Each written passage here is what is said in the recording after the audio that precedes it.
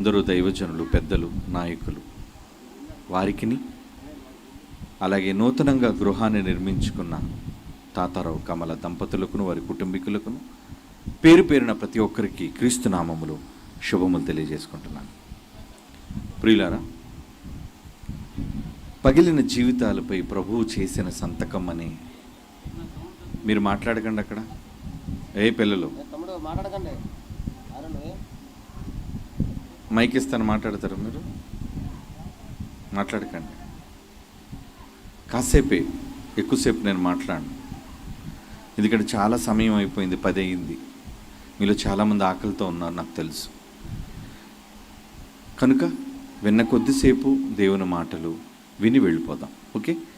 ఎందుకంటే వాళ్ళు నూతన గృహాన్ని కట్టుకున్నారు అనే సంతోషం కంటే మిమ్మల్ని అందరినీ వాక్యాన్ని దగ్గరకు పిలిచి వినిపించాలి అన్న ఆసక్తే మరి ఆ దంపతులకు ఉంది. అందును బట్టి కాసేపు మీ మనస్సులను వాక్యం పట్ల కేంద్రీకరించండి. ప్రియులారా, పగిలిన జీవితాలు అనగానే ఇప్పుడే ఈ గృహాన్ని నిర్మించుకున్న ఒక తల్లి ఆవేదన, ఎన్నో అవమానాలు, ఎన్నో కష్టాలు, ఎన్నో ఇబ్బందులు అన్నిటినీ ఎదుర్కొని తనకంటూ ఒక సొంత గృహాన్ని నిర్మించుకున్న తరువాత ఆమె కళ్ళలో ఉన్న సంతోషం. ఇలా అందరి జీవితాల్లో ఎన్నో ఇబ్బందులు, అవమానాలు, కష్టాలు, సమస్యలు, ఇవన్నీ ఖచ్చితంగా అందరి జీవితాల్లో ఉంటాయి. అయితే ఎన్ని సమస్యలున్నా, ఎన్ని కష్టాలు ఉన్నా, ఎన్ని ఇబ్బందులు ఎదుర్కొన్నా దేవునిని మరిచిపోకుండా ఉండటం అనేది అన్నిటికంటే ముఖ్యమైనది. అంటే సమస్తాన్ని మనకు దయచేస్తున్న దేవునిని మరువకుండా మనిషి కృతజ్ఞత కలిగి ఉండటం. ఎందుకంటే మనిషి ఈరోజు ప్రపంచంలో 850 కోట్లకు పైగా విస్తరించిన ఈ మానవాళి, వారందరూ బ్రతుకుతున్నది తమ సొంత కష్టం వలన కాదు. మళ్ళా చెప్తున్నాను, ఈరోజు ఎన్ని కోట్ల మంది ప్రజలు ఆరిన నేల మీద, భూమి మీద బ్రతుకుతున్నారో వారు బ్రతుకుతున్నది తమ కష్టం మీద కాదు. మీకు బాధ కలగవచ్చు, నా మాట కొంతమందికి ఇబ్బంది కలిగించవచ్చు. ఎందుకంటే మేము ఇన్ని కష్టాలు పడుతుంటే మా కష్టం లేదేంటండి అంటున్నారేమో. ఎందుకంటే నేను ఈ మాట అంటున్నాను, నేను ఈ మాట అనడానికి గల కారణం, ఈరోజు మనం ఇన్నిటినీ పొందగలుగుతున్నాము అంటే దానికి ప్రధాన కారణం మనందరి భారాన్ని మోస్తున్న ఒక తండ్రి ఉన్నాడు. ఈ లోక భారాన్ని, మనుష్యుల భారాన్ని, ఏమండి, చిన్నప్పుడు మనకు పుట్టిన పిల్లల బాధ్యత, బరువు తల్లిదండ్రులు మోస్తారు. చదువు,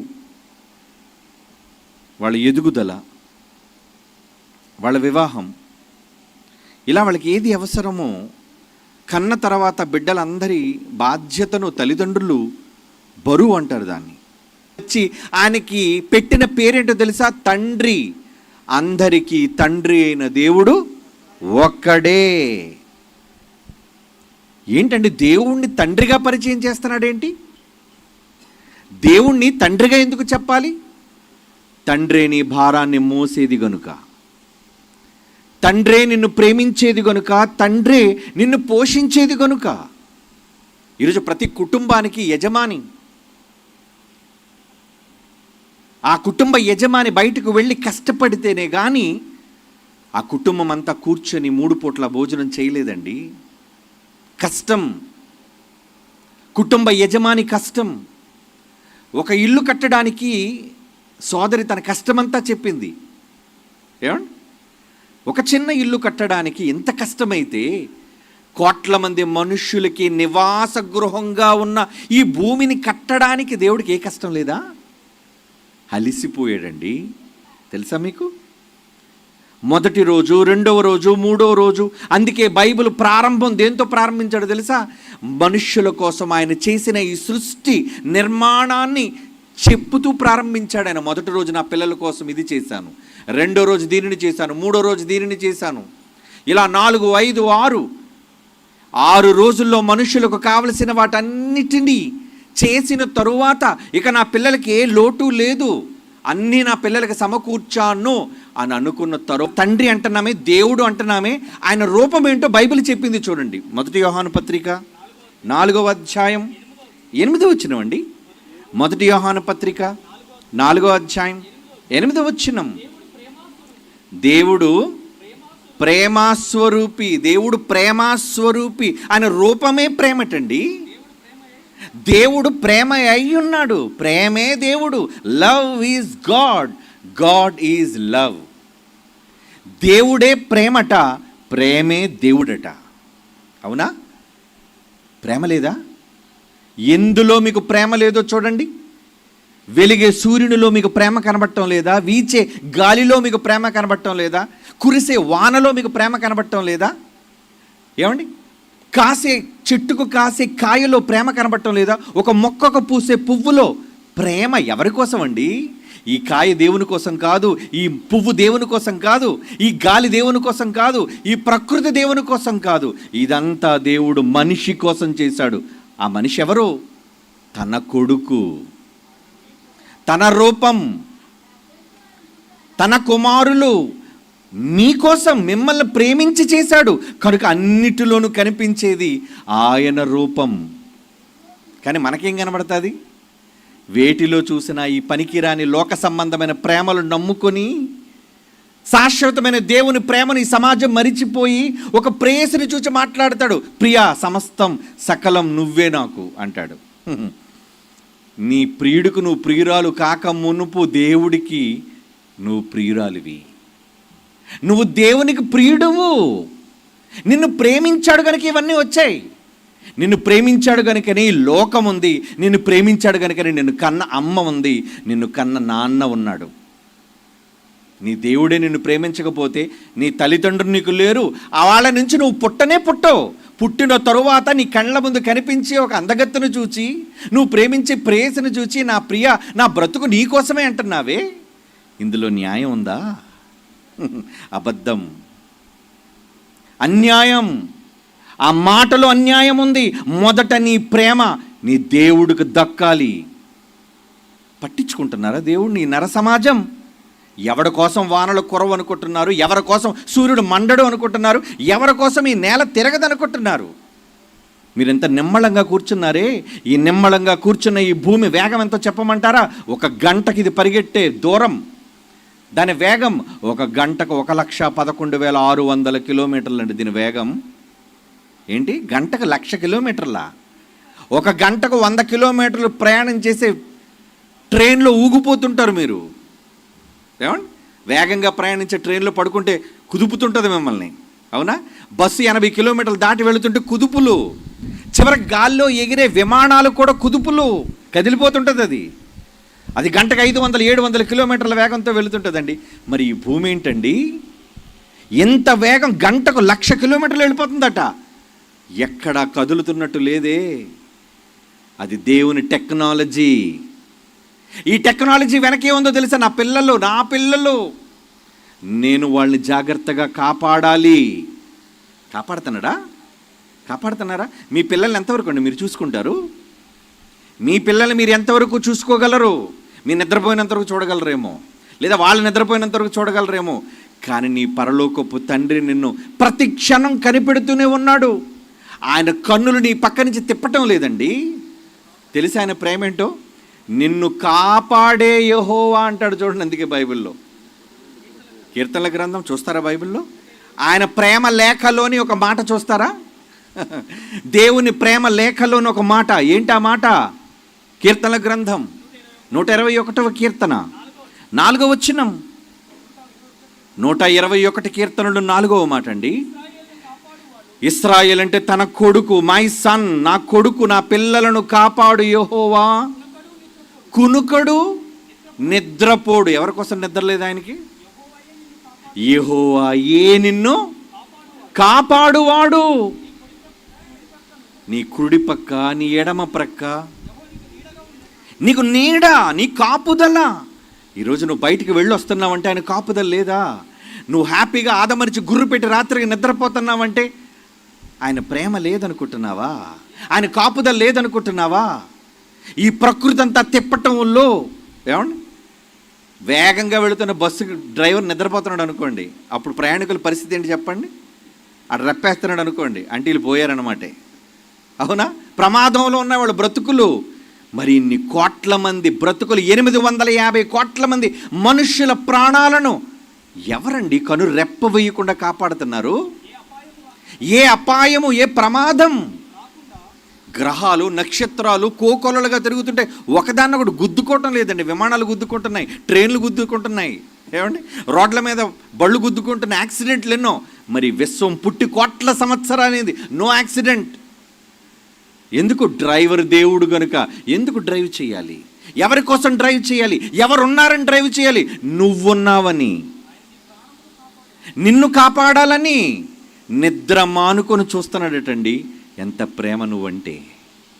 అలాంటి పిచ్చిగా నిన్ను ప్రేమించే తండ్రి కోసం ఏ రోజైనా నువ్వు ఆలోచిస్తున్నావా? ఇది మామిడి పళ్ళ సీజన్ కదా. మార్కెట్లో రంగురంగుల మామిడి పళ్ళు కనబడగానే వెంటనే డజన్ల కొద్ది కొనుక్కొని, బుట్టల కొద్ది కొనుక్కొని ఇంటికి తెచ్చుకొని నువ్వు, నీ కుటుంబం ఎంత ఆనందంగా తింటున్నారు. వెరీ గుడ్, తినండి, తప్పులేదు. కానీ దాని వెనక ఏముందో తెలుసా? నీ తండ్రి ప్రేమ.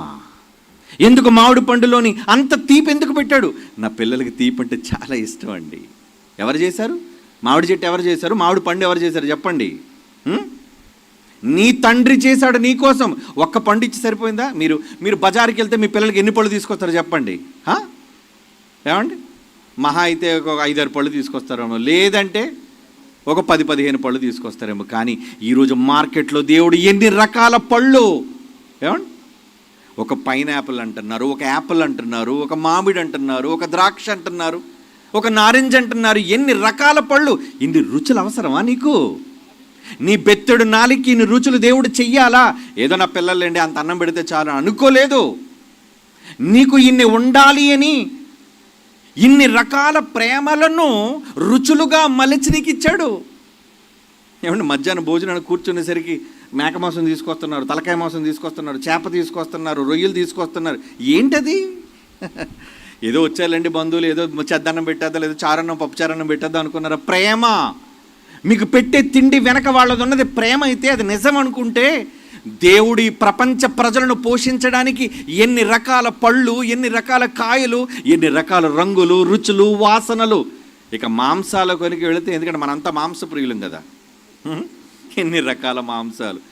మేక, కోడి, గొర్రె, ఏమండి గొర్రె పోతు, ఒకటా రెండా?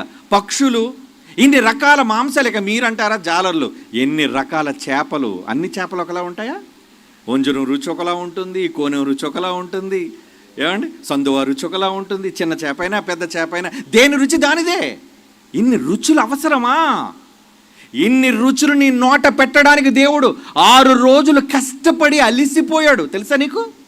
7వ రోజు విశ్రాంతి ఎందుకు ఆయనకి? ఏమండి, ఇల్లు కట్టిన వాళ్ళని అడగండి ఎంత కష్టపడ్డారో వాళ్ళకి తెలుసు. మీరు కూడా ఇల్లు కట్టుకునేవాళ్ళు కదా.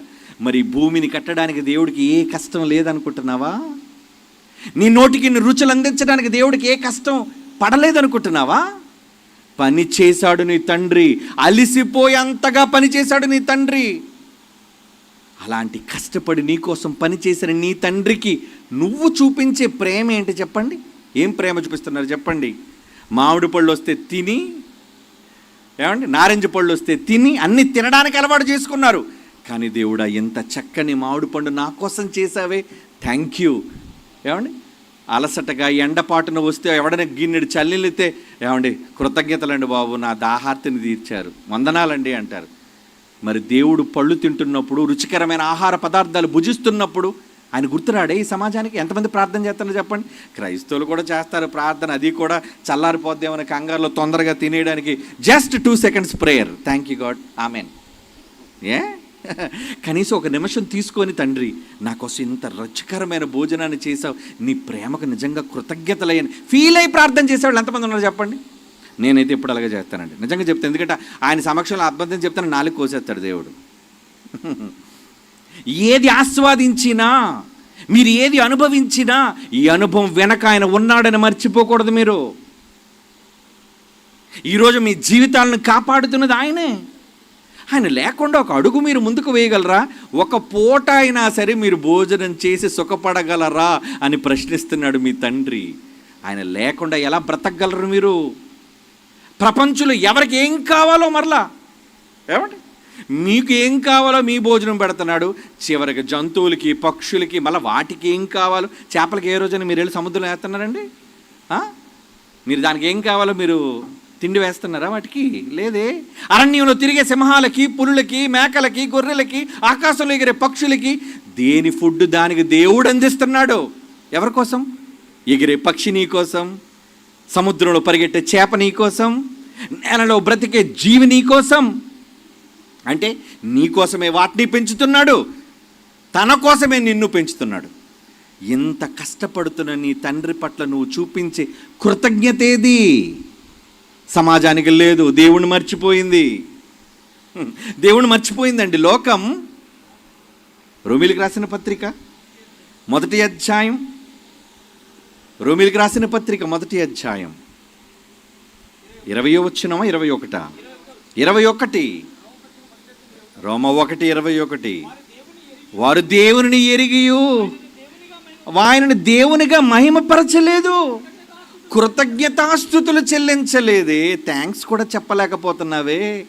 నీ తండ్రికి ఒక పండు తిన్నప్పుడు, ఒక కూర తిన్నప్పుడు, సంతోషాన్ని అనుభవించినప్పుడు, క్షేమంగా ఇంటికి వచ్చినప్పుడు, ఆకలితో ఉన్నప్పుడు అన్నం తిన్నప్పుడు, దాహంతో ఉన్నప్పుడు మంచినీళ్ళు త్రాగి దప్పిక తీర్చుకున్నప్పుడు, ఇలా ఎన్ని సందర్భాల్లో మీ పరలోకపు తండ్రిని మీరు జ్ఞాపకం చేసుకోగలుగుతున్నారు చెప్పండి? ఇదేనా ఆయనకి ఇచ్చిన ప్రేమ? ఇంత మిమ్మల్ని ప్రేమించిన మీ పరలోకపు తండ్రికి మీరు చూపించే ప్రేమ ఇదేనా? లోకం తండ్రి ప్రేమను మర్చిపోయిందండి. మరి ఎవరి ప్రేమల వెంట వెళుతుంది? ప్రేమ అంటే ఎవరిని చూపిస్తారో తెలుసా అండి? సలీం అనార్కలిదడ ప్రేమ, లైలా మజ్నూల్దడ ప్రేమ. ఏంటి, ఒకరి కోసం ఒకరు చావటమా? దేవదాసు పారులదా ప్రేమ? ఎందుకు? పార్వతి ఎవరినో వదిలిపెట్టి వెళ్ళిపోయి పెళ్లి చేసుకుంటే దేవదాసు ఏమో పిచ్చోడైపోయి పిచ్చుకోకను పక్కన పెట్టుకొని సీసా పట్టుకొని శాలువా కప్పుకొని తాగుబోతుగా మారడానికా? అందుకు కాదు. దేవుడు ఈ ప్రేమను సృష్టించి నీ చేతికి ఇచ్చింది. నువ్వు ప్రేమించినా నా ప్రేమను మరవద్దు. మీ జీవితాన్ని కాపాడుతున్నది నేను, మిమ్మల్ని పోషిస్తున్నది నేను, మీ భారాన్ని భరిస్తున్నది నేను. ఏమండి, తల్లి కోసం ఏం మాట్లాడో తెలుసు అంటున్నాడు. ఏది ప్రేమ చెప్పండి? అమ్మ ప్రేమ గొప్పదా, భార్య ప్రేమ అంటున్నాడు. ఏది ప్రేమ చెప్పండి? అమ్మ ప్రేమ గొప్పదా, భార్య ప్రేమ గొప్పదా, ప్రియురాలి ప్రేమ గొప్పదా? ప్రపంచంలో ఎవరి ప్రేమ గొప్పదని అడిగితే ఈ ప్రపంచం అంతా గలవెత్తి ఏం చెప్పాలి తెలుసా? దేవుడి ప్రేమే గొప్ప ప్రేమని ఎలుగెత్తి చెప్పాలి. చెప్తారా? ఎవరి ప్రేమల కోసం, తమ భర్త ప్రేమ కోసం గొప్పగా భార్య చెప్తుంది, ప్రియుడు ప్రేమ కోసం ప్రేయసు గొప్పగా చెప్పుకుంటుంది. ఇలా లోకంలో మనుష్యుల ప్రేమల కోసం గొప్పగా చెప్పుకునే వీళ్ళు తండ్రి ఎంత ప్రేమిస్తే ఇవన్నీ వచ్చాయి. నిజంగా నీ తల్లిని, మరి వీళ్ళందరి మధ్య దేవుని ప్రేమ నీ కళ్ళకు కనబడటం లేదా అని నేను అడుగుతున్నాను ఈరోజు. ప్రతి మనిషి దేవుని ప్రేమను జ్ఞాపకం చేసుకోవాలి.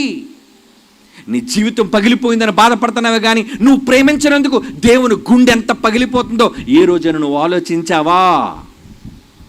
నీ జీవితం పగిలిపోతే బాగు చేయడానికి దేవుడు ఉన్నాడు అని అంటావు.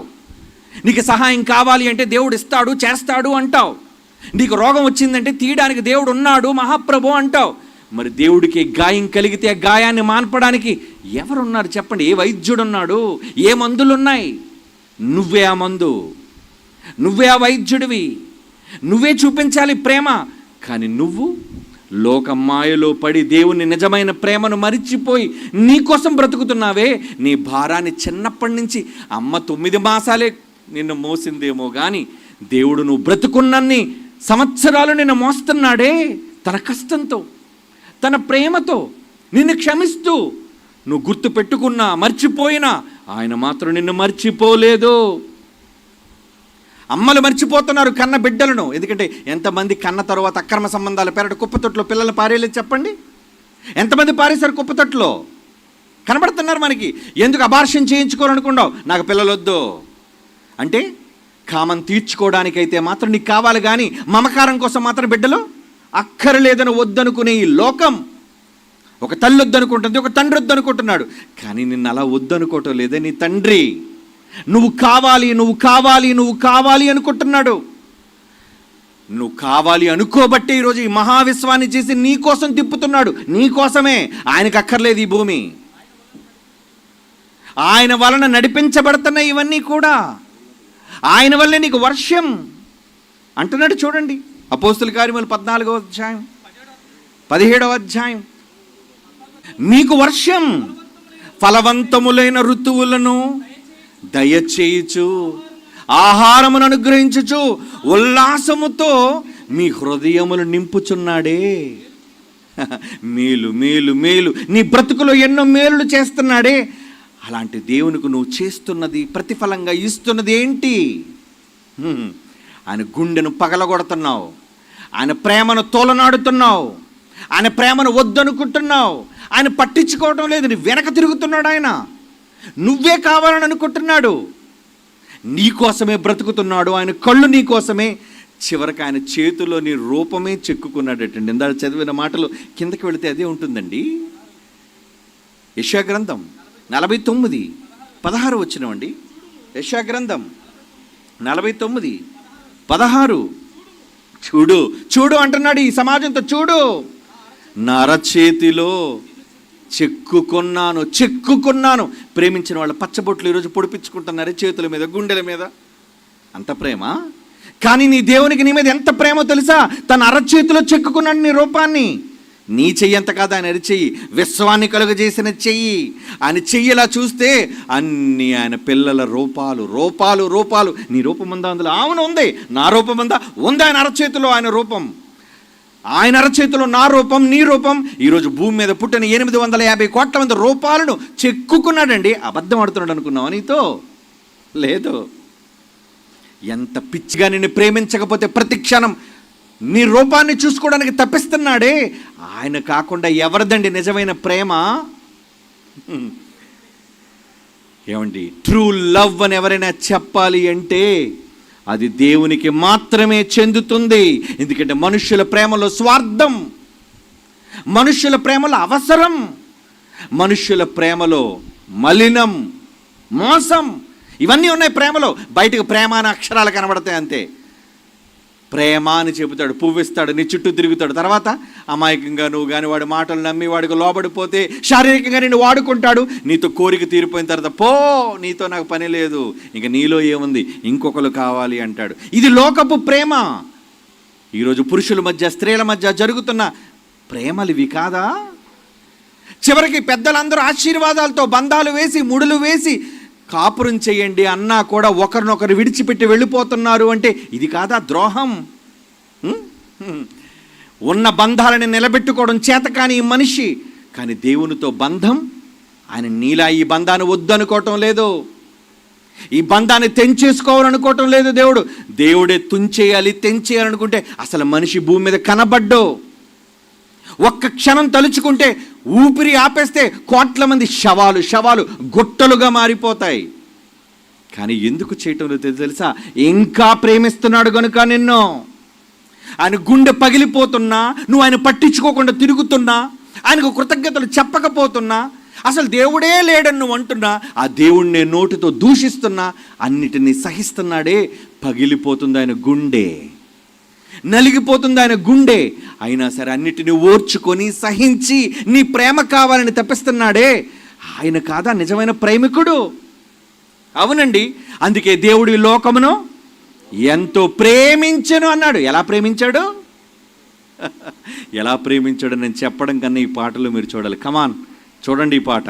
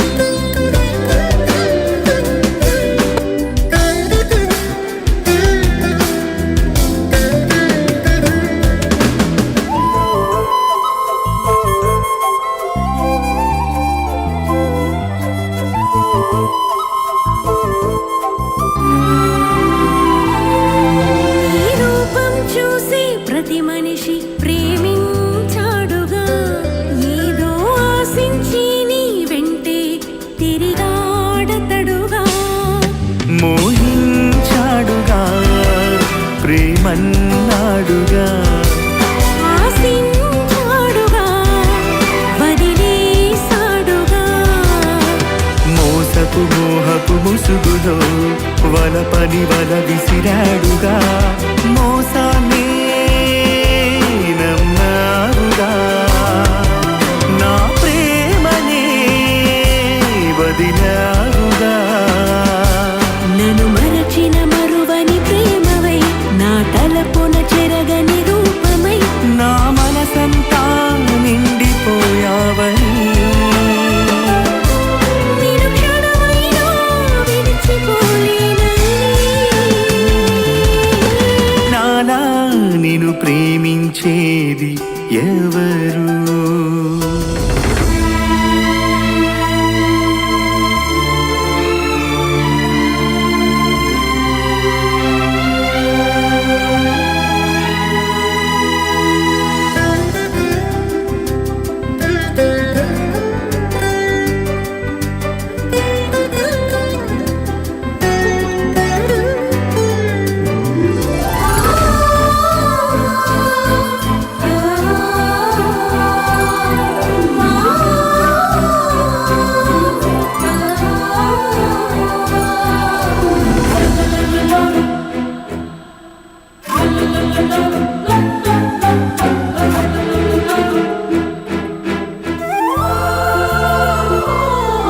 నా ప్రేమలో కొరత లేదని, నావన్నీ నీకేనని, నా ప్రేమకే కొలత లేదని, ఏదైనా కాదనని.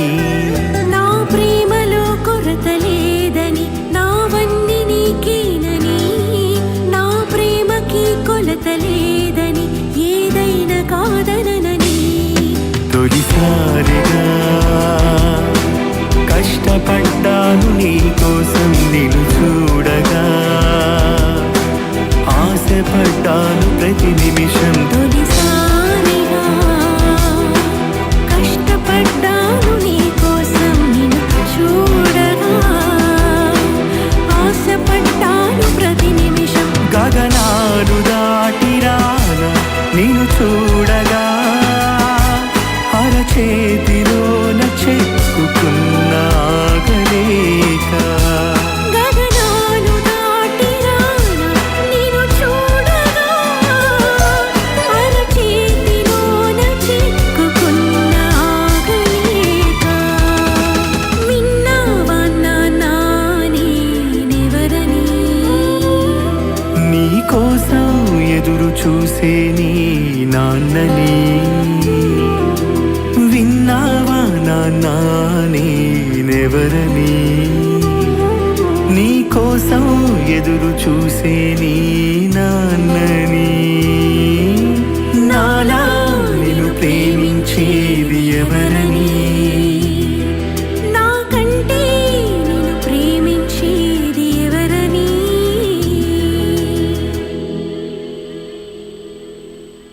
హలో, ఎవరిది చెప్పండి ఇప్పుడు నిజమైన ప్రేమ?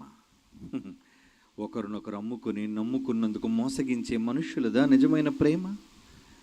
ఏది ఆశించకుండా నిన్ను మాత్రమే ప్రేమిస్తున్న స్వర్గమందని నీ పరలోకపు తండ్రిదా నిజమైన ప్రేమ? True love. దేవుని పిల్లలారా, నిజమైన ఆయన ప్రేమ మీకు అర్థమైతే ఆయన అపార్థం చేసుకోరు.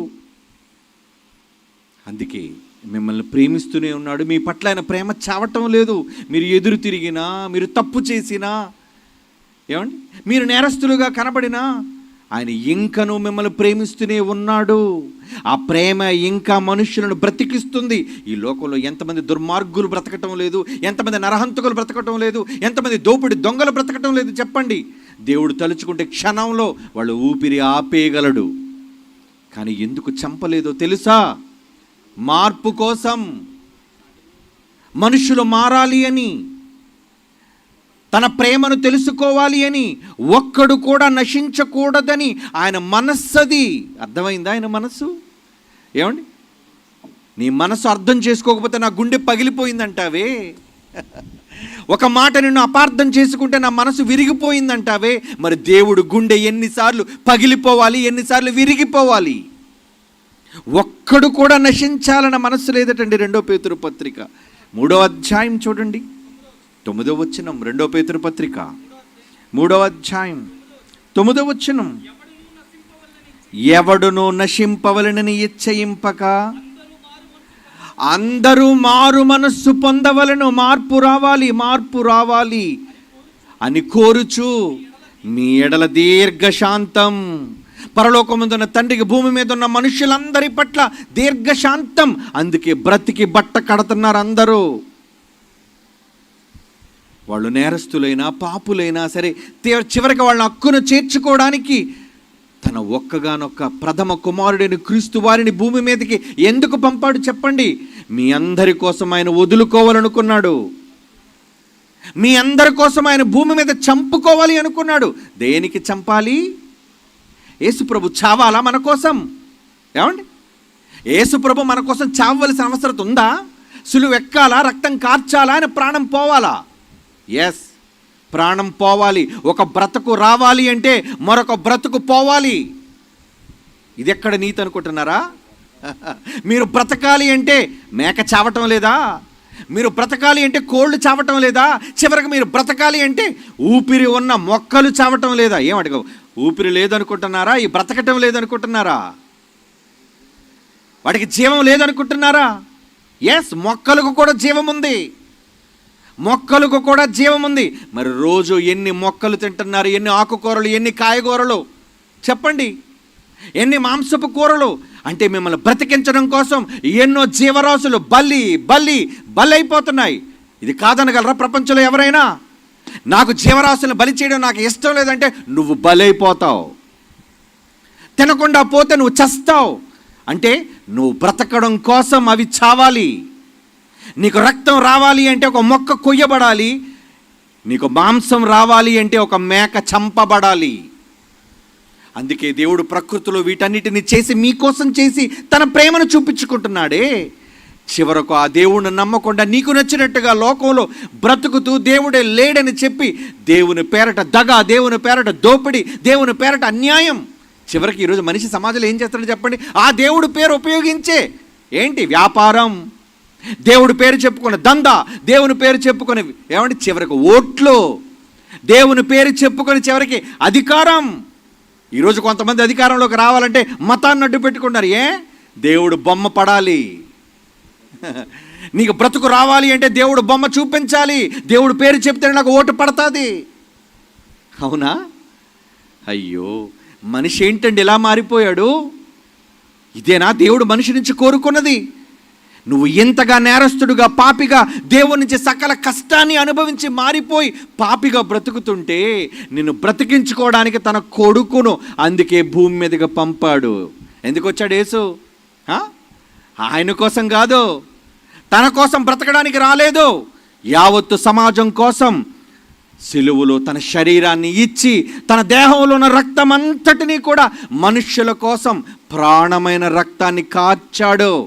ఎందుకో తెలుసా? మనం బ్రతకాలి అంటే ఆయన చావాలి. ఈ శరీరం బ్రతకడానికి ప్రకృతి ఎలాగైతే బలైపోతుందో నీ ఆత్మ చావకుండా నరకానికి పోకుండా ఉండాలి అంటే యేసు అనే బలి పశువు చావాలి. చాలామందికి అర్థం కాక యేసు ఎందుకు చచ్చాడండి? 3 మేకులు పీక్కోలేనోడు, చేతకానోడు, అసమర్థుడని వ్యంగ్యంగా చెబుతున్నావే. నీకు అదేనయ్యా తెలుసు. నీకేం తెలుసు?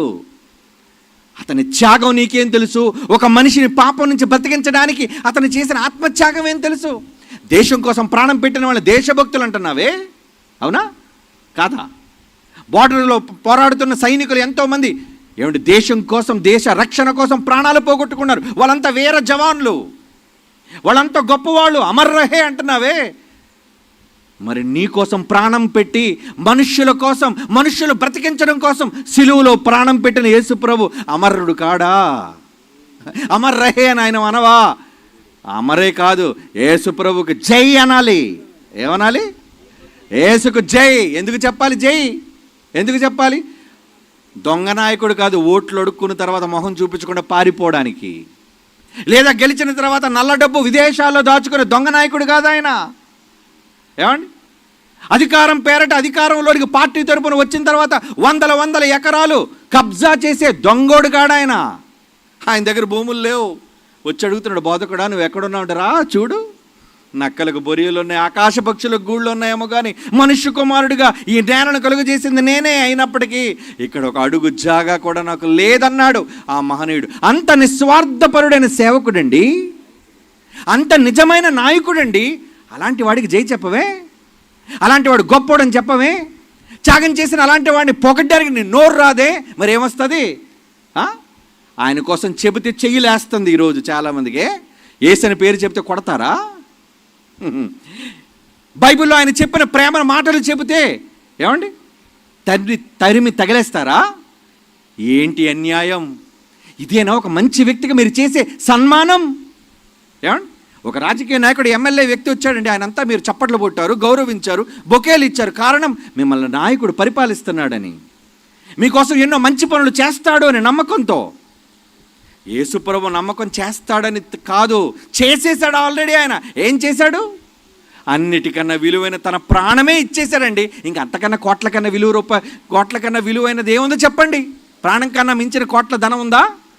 లేదే.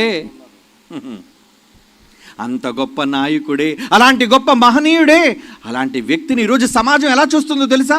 ముఖ్యంగా ఈ దేశంలో చాలా అవమానకరంగా పొద్దున లేచినప్పటి నుంచి యేసు ప్రభు మీద వ్యంగ్యంగా మాట్లాడుతుంటారు. బూతులు. నిన్ను ఎవరో జన బూతు మాట్లాడాడు ఆయన? నిన్ను కానీ, నీ భార్యని కానీ, నీ కుటుంబాన్ని కానీ, నీ పిల్లల్ని కానీ యేసు ఏ రోజున బూతు మాట పలికాడా? లేదే. ఒకళ్ళు శత్రువు అయినా ఏమన్నాడు తెలుసా? క్రైస్తవులతో ఏం చెప్పాడు తెలుసా? అరే నాన్న, ఎవరైనా మీ శత్రువులను మిమ్మల్ని అనుకుంటే వాళ్ళు పిలిచి అన్నం పెట్టండి నాయన. వాడు ఒక చెంప మీద కొడితే మరొక చెంప చూపించిన ఆయన ప్రేమను నేర్పించాడు. ఏసేవి నేర్పించాడు? కొట్లాట, గలాట, తన్నుకోండ్రా అన్నాడా?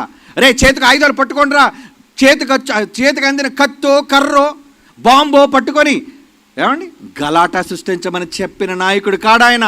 మరి ఈరోజు నాయకులు ఏమండి, నాయకుడి మీద తప్పుడు వార్త వస్తే వెళ్ళండి రా, తగలబెట్టండి, షాపులు తగలబెట్టండి, రోడ్లు మూసేయండి, బస్సులు తగలెట్టేయండి. ఇలాంటి నాయకులకు జేజేలు కొడుతున్నారు. ఇలాంటి నాయకుల కోసం పడికాపులు కాస్తున్నారు. కానీ సమాజం అంతటి కోసం మంచి చేసిన యేసు లాంటి మహనీయుడైన, ఉత్తముడైన గొప్ప నాయకుడు కోసం ఎందుకండి తప్పుడు మాటలు? తప్పర్రా సోదరులారా, వద్దు. ఆయన ఎవ్వరికీ అన్యాయం చేయలేదు. ఆయన నమ్ముకున్న క్రైస్తవులు చెడ్డవాళ్ళు అయితే కావచ్చు, అవును, క్రైస్తవులు ఉన్నారు దొంగలు. ఆయన పేరు చెప్పుకొని దందాలు చేసేవాళ్ళు, మోసాలు చేసేవాళ్ళు, ఆయనకు అవమానం తెచ్చే దొంగలు చాలామంది ఉన్నారు. అయితే నాయకుడిని అంటావా? ఆ నాయకుల్లో ఏ మచ్చ లేదు, ఆ నాయకుల్లో ఏ చెడు లేదు. నిస్వార్థపరుడైన సేవకుడు ఆయన. అందుకే ఈ లోకమంతా కూడా ఆయన ప్రేమించాలండి. ప్రేమను చూపించాడు, శత్రువును ప్రేమించమన్నాడు. చివరికి తన అవమానకరంగా మాట్లాడుతున్నప్పుడు కూడా సిలువలో ప్రాణం పోయే ముందు ఆ మహానుభావుడు చివరి కోరిక ఏంటో తెలుసా? ఏమండి, ఎవరైనా చివరి కోరిక ఏమని అడిగితే ఏం చెప్తారు? శత్రువుల మీద పగ తీర్చుకోవటమో, లేదా వాళ్ళకి నచ్చిన వాళ్ళు చూడటమో అనుకుంటారే. కానీ సిలువలో ప్రాణం తీస్తున్నప్పుడు ఆయన చివరి కోరిక ఏమని తండ్రితో చెప్పుకున్నాడో తెలుసా? తండ్రి, వీరేమి చేయించున్నారు, వీళ్ళకి తెలియదు నాయన, వీళ్ళు క్షమించు. ఎవరండి అనగలరు అలాగా? ఏమండి, ఒక మాట అంటేనే రోషం పొడుచుకొని వచ్చి కత్తులు పట్టుకొని ఇంటి మీదకి తెగబడే నువ్వు, నీలోన ఆవేశం, నీలోన కోపం, అవునా? మనిషికి ఏం తెలుసు? దాడి చేయడం తెలుసు. దాడి చేయడం మగతనం కాదు, దాడి చేయడం వీరత్వం కాదు, దాడి చేయడం గొప్పతనం కాదు. చేతనైతే ప్రాణం పెట్టి చూపించమండం, అది గొప్పతనం అంటే, అది మహత్యం అంటే. అది ఎవరిలో ఉందో తెలుసా? ప్రపంచంలో చెప్పాలి అంటే అది ఒక్క యేసు ప్రభు అనే మహానుభావుల్లోనే ఉంది. ప్రపంచం కాదనలేదు ఈ నిజాన్ని. ఎందుకు? మన యేసు కోసం డప్పు కొట్టుకోవట్లేదు, మనం నిజం చెబుతున్నాం, అబద్ధం కాదు అది. ఎన్ని కుటుంబాలను కూల్చాడు, ఎన్ని కోట్ల రూపాయలు దందా చేశాడు, ఎన్ని ఎకరాల భూమిని స్వాధీనం చేసుకున్నాడు చెప్పండి ఆయన? ఏమీ లేదండి. నిస్వార్థపరుడైన ఒక నాయకుడుగా, దేవుడుగా బ్రతికి తన ప్రాణం పెట్టాడు మనుషులందరి కోసం. అది కదా ప్రేమ అంటే. ప్రేమ అంటే అదే అని చెప్పాడు. ప్రేమను మనకేమి నేర్పించాడో తెలుసా? నేను మీ నిమిత్తం నా ప్రాణం పెట్టి తిని గనుక మీరును మీ సహోదరుల కోసం ప్రాణము పెట్టబద్దులై ఉన్నారు. పెట్టండి ప్రాణం. ప్రాణం పెట్టమని నేర్పించాడు కానీ ప్రాణం తీయమని నేర్పించలేదు. నీకు మగాడు గొప్పవాడు ఎవరనుకుంటున్నావు? ప్రాణం తీసేవాడు గొప్పవాడు అనుకుంటున్నావా? తునప్రాయంగా ప్రాణాన్ని లేపేసేవాడు గొప్పవాడు అనుకుంటున్నావా? అది ఎవడైనా చేయగలడయ్యా. ప్రాణం పొయ్యమని చూద్దాం, ఒక తీసిన ప్రాణాన్ని బ్రతికించమని చూద్దాం. అది నీ వల్ల కాదు. ఈ సమాజాన్ని బతికించేది అరాచకత్వం కాదండి. ఈ సమాజాన్ని బాగు చేసేది వైలెన్స్ కాదండి. ఈ సమాజాన్ని బాగు చేసేది ఏంటో తెలుసా? ప్రేమ. ఒక మనిషి కఠినమైన హృదయాన్ని మార్చేది ప్రేమతో మార్చాలి. వాడిని బాగు చెయ్యాలి. వాడు పగిలిపోయిన జీవితాన్ని కట్టాలి. యేసు దగ్గరకు వ్యభిచారం ముందు పట్టబడిన స్త్రీని తీసుకొచ్చారు. తప్పే చేసింది ఆవిడ. ఏమండి, అందరూ చూసి మీ తప్పు చేస్తుండగా రెడ్ హ్యాండెడ్గా పట్టుకున్నావు, రాళ్లతో కొట్టమంటావా అని అడుగుతున్నారు యేసు ప్రభుని. అప్పుడు యేసు ఏమన్నాడు తెలుసా? ఆహా, గొప్ప మగాళ్ళరా మీరంతా. ఒక ఆడది దాన్ని తీసుకొని వచ్చి తప్పు చేస్తుందని నిరూపించే సాక్ష్యాలు పెట్టి కొట్టేమంటారా? మరి అవును, ఆడదాన్ని ఒక్కదాన్ని తీసుకొచ్చారేంటి? మగాడేడి? ఏమండి, ఏ వ్యభిచారం ఒక్కరిదే చేసిందా? మగాడు లేడా? వాణ్ణి వదిలేశారంటే ఏంటన్నమాట? వీరిలో ఒకడైనా అయి ఉండాలి, లేదా లంచం ఇచ్చి పారిపోయిన అయి ఉండాలి. ఏమండి, వీడి తాలూకు బంధువో మేనమావో ఎవడొకటి అయి ఉండాలి. పక్షపాతం కదా. ఒక ఆడదాన్ని తీసుకొని వచ్చి మీ వ్యభిచారం చేసిందని యేసు ప్రభు అని ప్రశ్నిస్తే ఆయన సూటికి అడిగిన ప్రశ్న ఏంటో తెలుసా? అరే, మీలో ఎవడిలో పాపం లేదో వెయ్యండ్రా రాయి, కొట్టండి ఆవిడ అన్నాడు. కొట్టాడు ఎవడైనా? ఎవడికి రాయి ముట్టుకునే ధైర్యం లేదో కొట్టేయడానికి అందరూ మగాళ్లే మేసాలు పెంచారు. అవునా? రాళ్ళు రెడీగా తెచ్చుకున్నారు. కొట్టడం గొప్ప కాదు, గాయపరచబడిన మనిషిని మార్చడం గొప్ప. యేసు ఏం చేశాడు? అందరూ పోయారు, దొంగలందరూ. యాలీబాబా దొంగలందరూ పోయారు. పోయిన తర్వాత ఆమె ఒక్కరితో నిలబడింది యేసు ప్రభు దగ్గర అమాయకంగా. తప్పు చేశానన్న పశ్చాత్తాపంతో నిలబడింది. అప్పుడు యేసు అడుగుతున్నాడు తలెత్తమ్మ, నీకెవరు శిక్ష విధించలేదా? లేదు ప్రభువా, నేను కూడా నీకు రాయెత్తి కొట్టను. కానీ ఏమన్నాడు తెలుసా? ఇక మీదట నువ్వు పాపం చెయ్యొద్దమ్మా. ఏమండి, వ్యభిచారం అందు పట్టబడిన స్త్రీని, అంటే ఒక రెడ్ లైట్ ఏరియాలో తన ఒళ్ళమ్ముకునే స్త్రీని చూచి అమ్మా అని ఎవరైనా పిలగలరా? ఎందుకు పిలిచాడు? అదండి ఆయనలో ఉన్న దైవత్వం. తప్పు చేసిన స్త్రీలో కూడా ఒక మాతృమూర్తిని చూడగలిగాడంటే ఈ లోకం ఎలా చూస్తారు చెప్పండి? పైనుంచి కింద వరకును. న్యాయమూర్తి కానివ్వండి, పోలీసు శాఖలో ఉన్న వాళ్ళు కానివ్వండి, తప్పులో పట్టబడిన దానికని ఎలా చూస్తారు? పైనుంచి కింద వరకు స్కాన్ చేస్తుంటారు. ఎందుకు స్కాన్ చేస్తున్నావు? నువ్వు పవిత్రుడువా? నువ్వు మంచివాడువా? నీ బుర్రలో ఏ చెడు తలంపులు లేవా? నువ్వే తప్పు జీవితంలో చెయ్యలేదా? తప్పుకు దొరికిందని ఎవరి మీద నేరం మోపడం గొప్ప కాదు, తప్పు చేసిన వ్యక్తిని మార్చడం గొప్ప. మార్చాడా? ఎస్, మార్చాడు. ఆ రోజు నుంచి ఆవిడ తప్పు చెయ్యలేదు. అది యేసు చేసిన మార్పు. ఇది మత మార్పిడి కాదు. ఇది అవునా? మతం మార్చడం కాదు, అది ఆమె స్వభావం మార్చడం. ఆమె వ్యభిచార స్వభావాన్ని తీసివేసి ఒక ఉత్తమురాలైన సమాజంలో ఒక స్త్రీగా నిలబెట్టాడే. అదండి కౌన్సిలింగ్ అంటే, అదండి మార్పు అంటే, అదండి దైవత్వం చూపించే ప్రేమ అంటే. రాయెత్తి కొట్టడం కాదు, నేరస్తుడిగా నోరెత్తి మాట్లాడి బూతులు మాట్లాడడం కాదు. యేసుప్రభు చెప్పిన న్యాయం, యేసుప్రభు తీర్చిన తీర్పది. ఎంత గొప్ప నాయకుడైన యేసుక్రీస్తు వారు ఎందుకు వచ్చారు తెలుసా? మన కోసం అండి. ఆమె ఒక్కరి కోసమే కాదు. ఈ సమాజంలో ఎన్ని కోట్ల మంది అయితే నేరస్తులుగా ఉన్నారో ఆ నేరస్తుల స్వభావాన్ని, నేర స్వభావాన్ని తీసి ఉత్తములైన స్వభావాన్ని వాక్యము ద్వారా నింపాలి అనుకున్నాడు. అందుకే ఎందరో దొంగలు మారిపోయారు, ఎందరో నేరస్తులు నరహంతకులు మారిపోయారు. ఆయన మాటలు విని మారిపోయారు. భయపెడితే మారెవరో, కొడితే మారెవరో. పోలీసులు కొడుతున్నారు, దొంగతనాలు మానేస్తున్నారా చెప్పండి?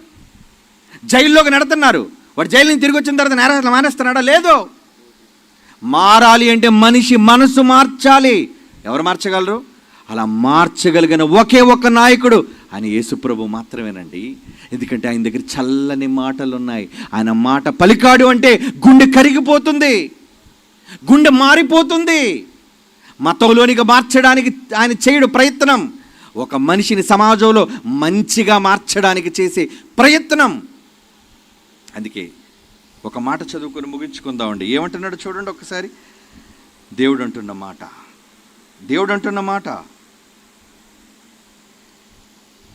కీర్తనల గ్రంథం 34వ కీర్తన 18వ వచనం. 34వ కీర్తన 18వ వచనం, విరిగిన హృదయము గలవారికి యెహోవా ఆసన్నుడు, నలిగిన మనస్సు గలవారిని ఆయన రక్షించును. రక్షిస్తాడు. నీ మనసు నలిగిపోయిందా? తప్పులు చేసి నలిగిపోయిందా? మోసాలు చేసి నలిగిపోయిందా? కుటుంబాలను కూలదోసి నలిగిపోయిందా? అయితే రా, నీ మనసును మార్చడానికి సిద్ధంగా ఉన్నాడు ఆయన. నువ్వు మారిన తర్వాత ఒకప్పుడు మనిషిలా నువ్వు ఉండవు, మారిపోతావు నువ్వు. ఒకప్పుడు లాంటి చెడు నీలో ఉండదు. ఒకప్పుడు నువ్వు తాగుబోతూ కావచ్చు. ఆయన నమ్మిన తర్వాత నువ్వు మానేశావు, చెడును మానేశావు, దుష్టత్వాన్ని మానేశావు. ఇలా మార్పు కనబడుతుంది. అలా మార్చే గుణం యేసులో ఉందండి. అంత గొప్ప నాయకుడు యేసు. అలాంటి నాయకుడిని వెంబడించాలి కదా. అలాంటి నాయకుడు కదా ఆదర్శంగా తీసుకోవాలి. ఈరోజున్న లోకంలో ఉన్న నాయకులందరినీ ఎలాంటి వాళ్ళని తీసుకున్నారు ఆదర్శంగా? మా నాయకుడు తాగుబోతు అయితే మేము తాగుతాం, మా నాయకుడు కొడితే మేము కొడతాం, మా నాయకుడు తిరిగితే మేము తిరుగుతాం. అలాంటి సమాజాన్ని తప్పు మార్గంలో నడిపించే నాయకుడు కాడు యేసుక్రీస్తు వారు. సమాజంలో ఉత్తమమైన మనిషిగా ప్రతి మనిషిని మార్చడానికి తన ప్రాణాన్ని పణంగా పెట్టిన ఒక మంచి నాయకుడు యేసుక్రీస్తు వారు. ఆయన ఎంత గొప్పవాడో చివరిగా ఈ పాట చూసి మీరు సెలవు తీసుకోండి.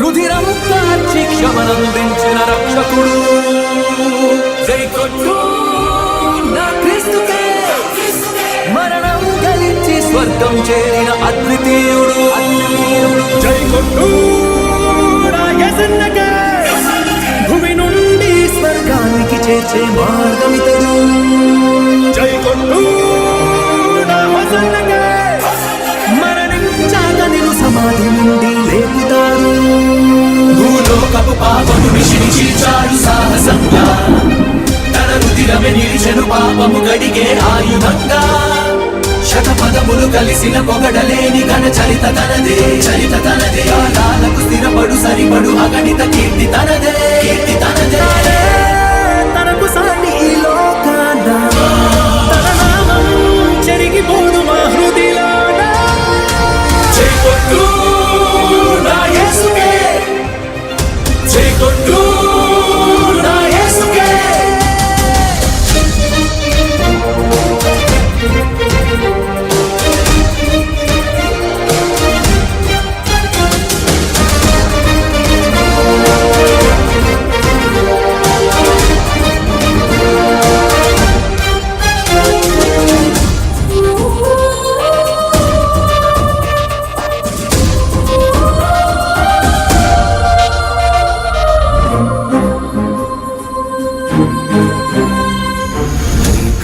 ఓర్చిన గాయం తనదిరా, నీకై కార్చిన రుధిరం ఇది, నీకై సహించిన దేహం తనదిరా, నీకై తపించే ప్రాణం ఇది, భూమిలో రాజు క్రీస్తు కాక ఇంకెవరు, సాధీకృత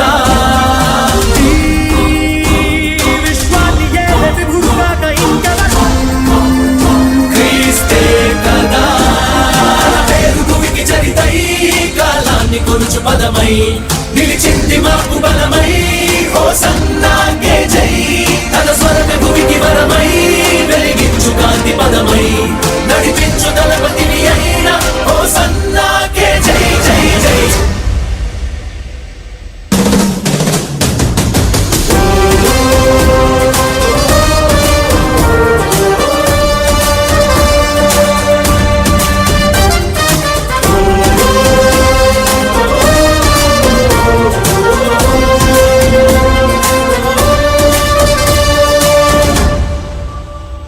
పెరుగాలి తుఫానులు ఉప్పొంగిన సంద్రాన గద్దింపగా నిమ్మలించగా తన శిష్యులందరినీ రక్షించే సమయాన తడి సంద్రంపై నడిచొచ్చగా దేవాన్నామంటే సైన్యంగా వస్తాడు, ప్రేమంటే తానంటూ ప్రాణాలేస్తాడు.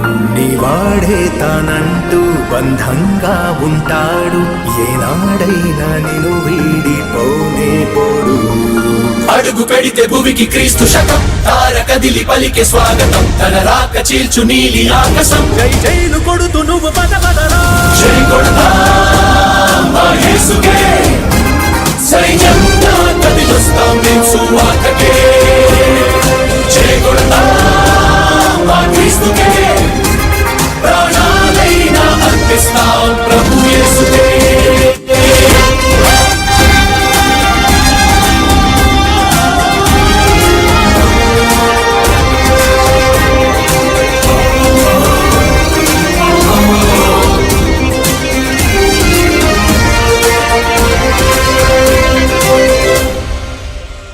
దేవుని పిల్లలారా, యేసుక్రీస్తు వారి యొక్క గొప్పతనం అనేక మంది పగిలిన జీవితాలలో ఆయన చేసిన సంతకం ఏంటి?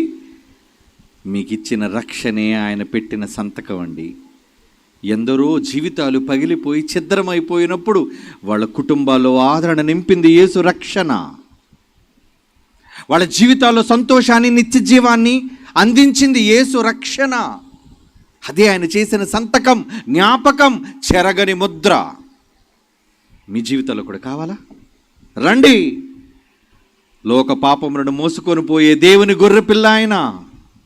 మీ పాపాలను తన మీద వేసుకొని తన కార్చిన రక్తం వల్ల మీ శిక్షను రూపమాపి మిమ్మల్ని పవిత్రులుగా, పరిశుద్ధులుగా చేయాలి అనుకుంటున్నాడు. ఉచితంగా, ఫ్రీ, డబ్బులేమీ కట్టవలసిన పని లేదు. మీరు ఇంత గొప్ప రక్షణ భాగ్యాన్ని కోరుకోవాలి అనుకుంటే యేసు మిమ్మల్ని పిలుస్తున్నాడు. దేనికి? ఒక మహాలోకాన్ని, నిత్యము ఉండే పరలోక రాజ్యాన్ని మీకు స్వాస్థ్యంగా ఇవ్వడానికి. మీరే మంచి నిర్ణయం తీసుకోండి. God bless you all. కళ్ళు మూసుకోండి, ప్రార్థన చేసుకుందాం. పరిశుద్ధుడు అయిన తండ్రి, మిమ్మల్ని ప్రేమించి ఆసక్తితో మీ పిల్లలందరూ మీ వాక్యం కోసం వచ్చారు. తృప్తిగా వాళ్ళ మనస్సులను నింపారని మాకు తెలుసు. నూతన గృహం ఆరంభమైంది. ఆ గృహాల ద్వారా అనేక మంది మీ గృహంలోనికి ఆహ్వానాన్ని పలికాం. ఈ రాత్రి ఎందరూ మీ గృహంలోనికి ప్రవేశిస్తారో మీరు ఎదురు చూస్తున్నారు, మేము ఎదురు చూస్తున్నాం. వారి హృదయాలను తెరవండి, వారిలో మార్పును తీసుకొని రండి తండ్రి. ఏర్పాటు చేసిన బిడ్డల కుటుంబాలను దీవించండి. ఈ ప్రాంతంలో ఉన్న సంఘాలను కాపాడండి, సేవకులను సంరక్షించండి. దేవా, హైందవుల మధ్య, క్రైస్తవుల మధ్య, ఇస్లాం సోదరుల మధ్య ప్రేమ, సఖ్యత, శాంతి, సమాధానం నింపండి. ఈ దేశంలో భారతీయులుగా ఒక్కటిగా మేమంతా క్రీస్తు ప్రేమను పంచుకొని ప్రకటించేవారుగా బిడ్డలందరినీ మలచండి. ఈ రాత్రి వెళుతున్నారు, క్షేమంగా అందరినీ వారి వారి గృహాలకు చేర్చండి. క్రీస్తు యేసు వారి పరిశుద్ధ నామములో ఈ ప్రార్థన వేడుకొనుచున్నాము తండ్రి, ఆమేన్. అందరికీ తండ్రి అయిన దేవుని ప్రేమ, కుమారులైన యేసుక్రీస్తు వారి కృప, పరిశుద్ధాత్మని యొక్క అన్యోన్య సహవాసం సదాకాలం మనందరికీ నూతన గృహము నిర్మించుకున్న కుటుంబానికి తోడేడు నడిపించును గాక. ఆమేన్.